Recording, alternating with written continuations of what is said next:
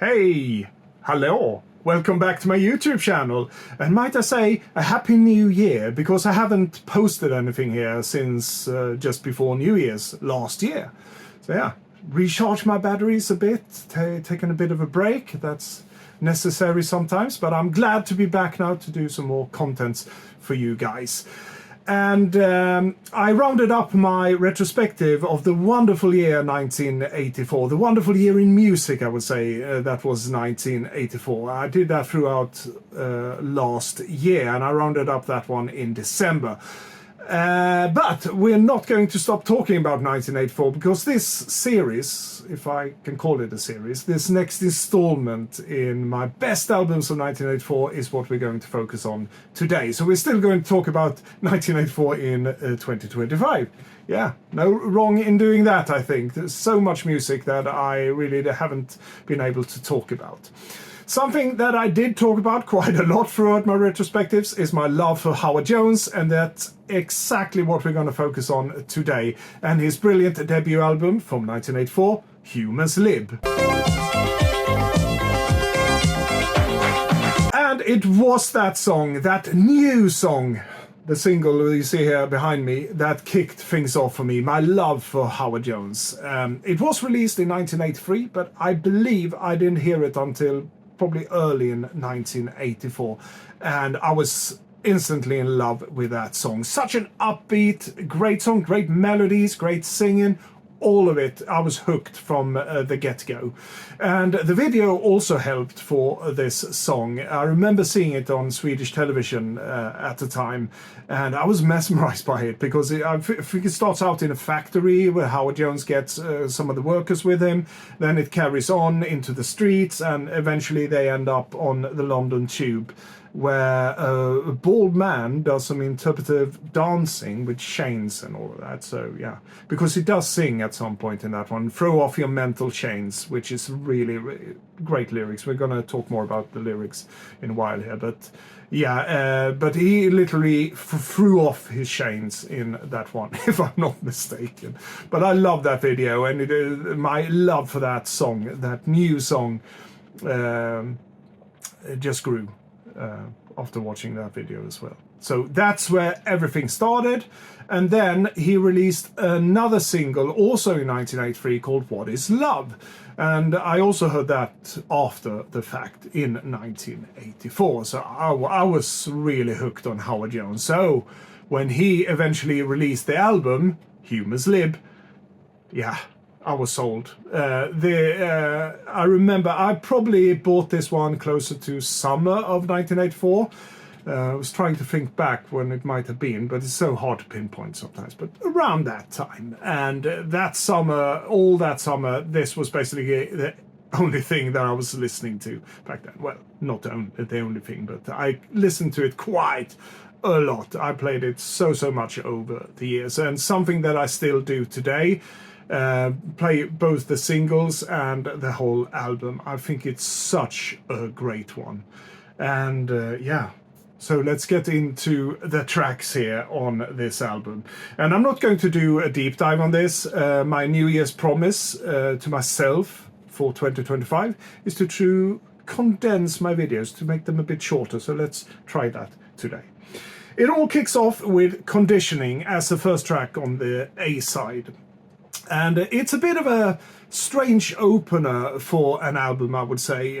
Not one you would suspect, because most artists, when they open up their debut album or whatever album they release, they usually started off with one of the previous hits, like, you know, New Song or What Is Love, for example. But he doesn't do that. He does Conditioning, and it's not your traditional Howard Jones pop song, really, but it's a really intriguing one. It really sounds like a computer was making the music here. It's very stilted and very computer-like, and there's a reason around this. And the reason around it's being called Conditioning, it's all about how we're being conditioning to think in a certain way, act in a certain way, and Howard Jones wants us to break that mold. You shouldn't be conditioning to say, well, you should work with that for your whole life, or you should do this or that. You know what I mean, conditioning, really. But at the time in 1984, when I was listening to this one, and I said this before, if you've been watching my channel, you know that a lot of that went right over my head. I was 12, 13 at the time in 1984. And I wasn't that proficient in English, so I did understand most of the words, but you know, to connect them and to see the underlying, the subtle messages in the lyrics, no, I didn't do that. I sang along, but I really didn't know what I was singing along to, especially with Conditioning. But as the years gone by, of course, I picked up a bit more. I got more proficient in English, let's say that. So I do understand what Conditioning is about today, and it just makes the song even better. But then track 2 on the A side is What Is Love. So here we have one of the hits from Howard Jones at the time, and yeah, it's a great one. After Conditioning, we got some love from him, and he doesn't wait to present us with the next hit, which is Pearl in a Shell. And I think at the time when this one was released, Pearl in a Shell hasn't become a single, but it would become his 4th single, actually, from this one. And Pearl in a Shell is, well, basically about you have all these opportunities staring at you, but you can't see them, but they're there. You have all these opportunities to be this or that, and it goes hand in hand with Conditioning. Break those mold, see what's in front of you, the opportunities, your abilities, what are you good at? It's staring you in the face. It's there. Pearl in the Shell, really good one. So go listen to that one. Great lyrics, great melody. I don't have to say this for any of these. It's great melodies, great hooks to everything.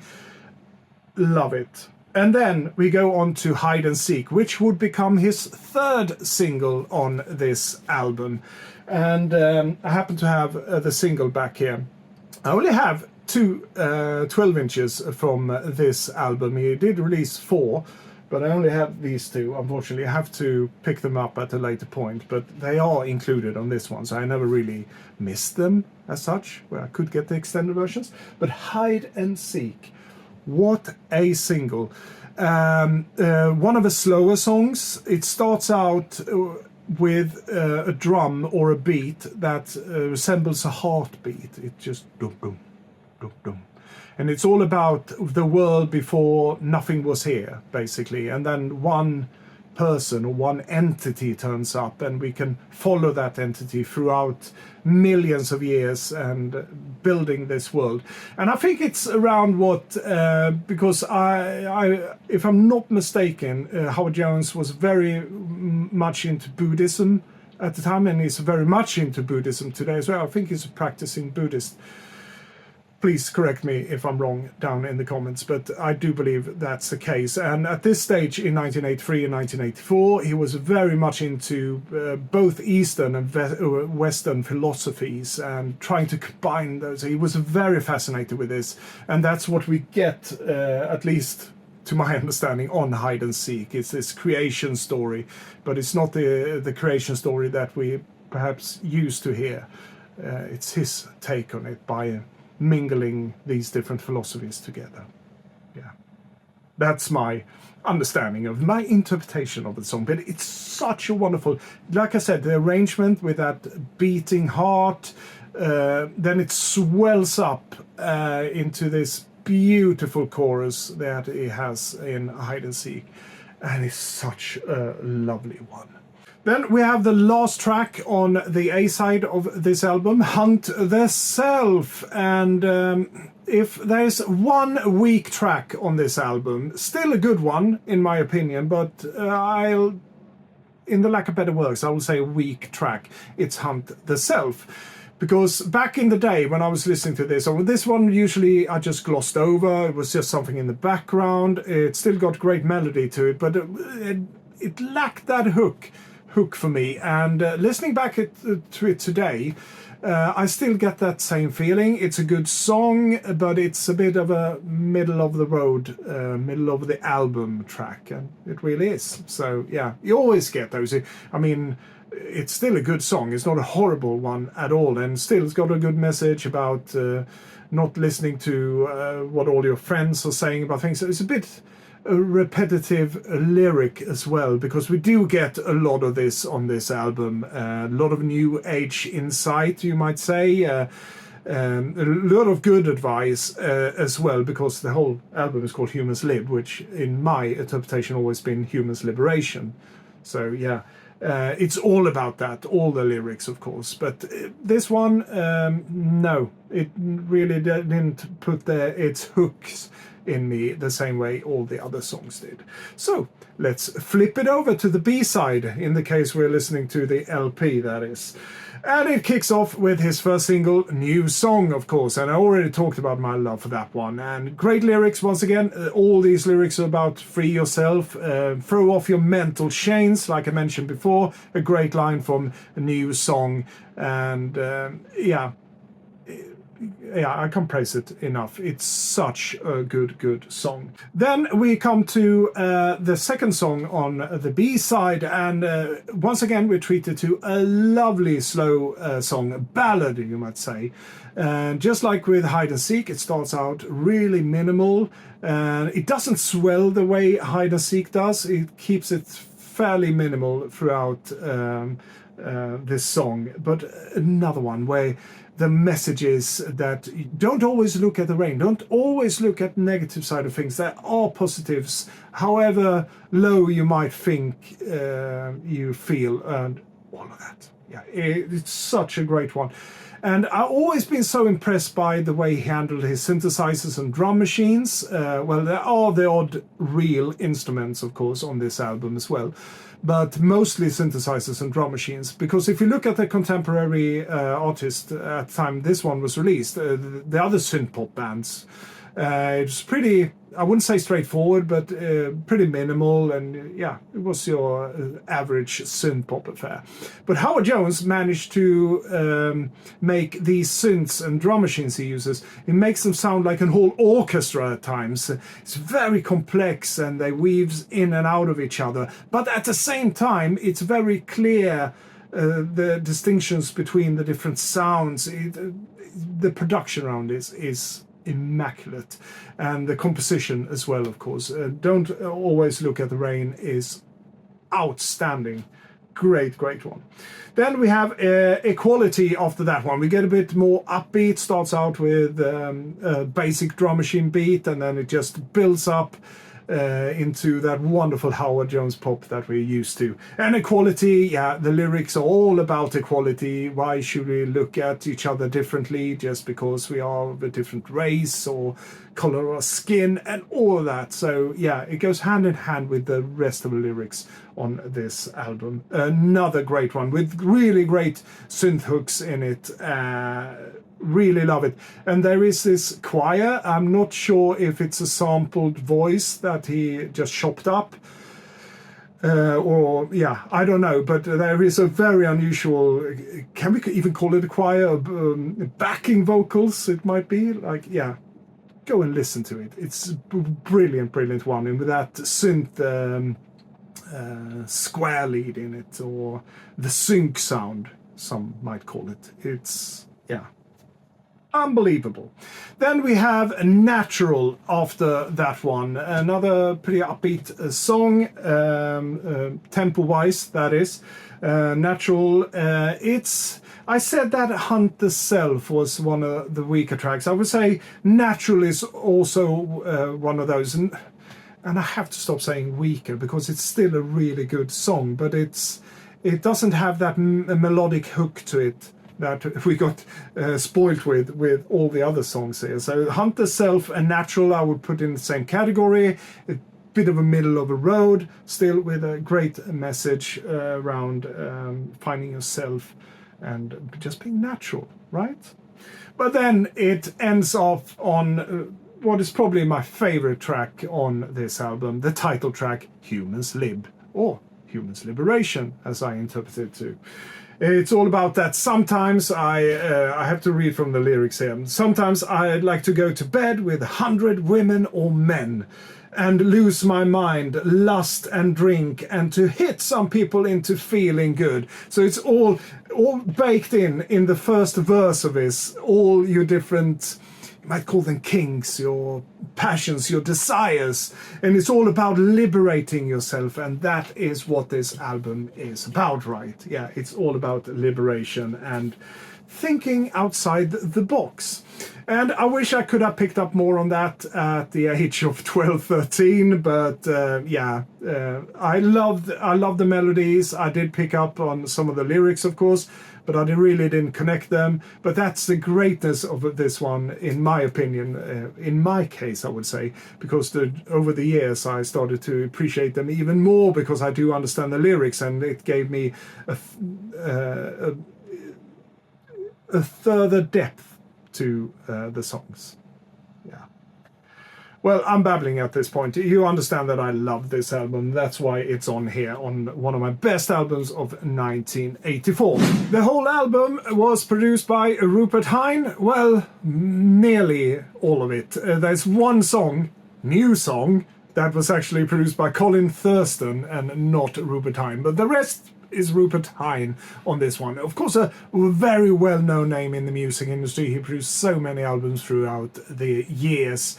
But the first thing that comes to my mind when I hear Rupert Hine is, except for Howard Jones, it's Suzanne Vega. He produced this wonderful album for her, Songs in Red and Grey. Just had to put it there because it's the first thing that popped into my mind when I saw Rupert Hine.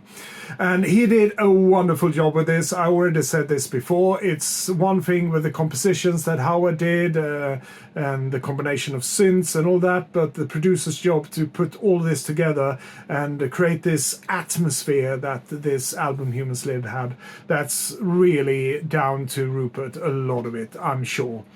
Yeah, what a great one. The album itself charted really well, especially here in Europe. In my home country of Sweden, for example, it peaked at number 5 in the album charts there. And here in the UK, it went all the way to number 1.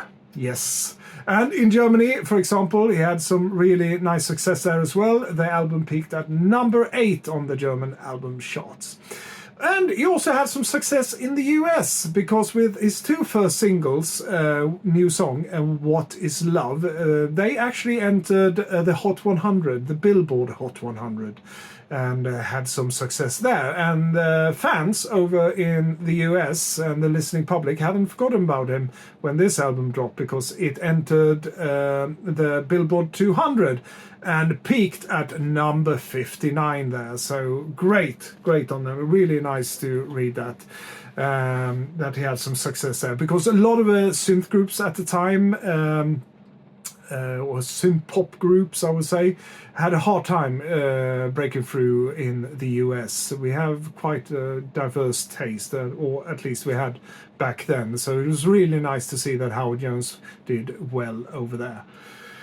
And the album cover, we have to talk about it. It's one of the most beautiful album covers of the 1980s, and not only 1984. It's one of those really memorable ones, with that clean, minimal design there, with this wonderful painting here with nearly what can we call it, Picasso-esque painting, with Howard on one side looking round the corner there from that window or the frame or whatever we can call it.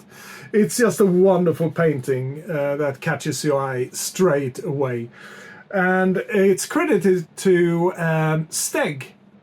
And I had no clue who this Steg was. So I looked him up, or she, I had no clue what it was.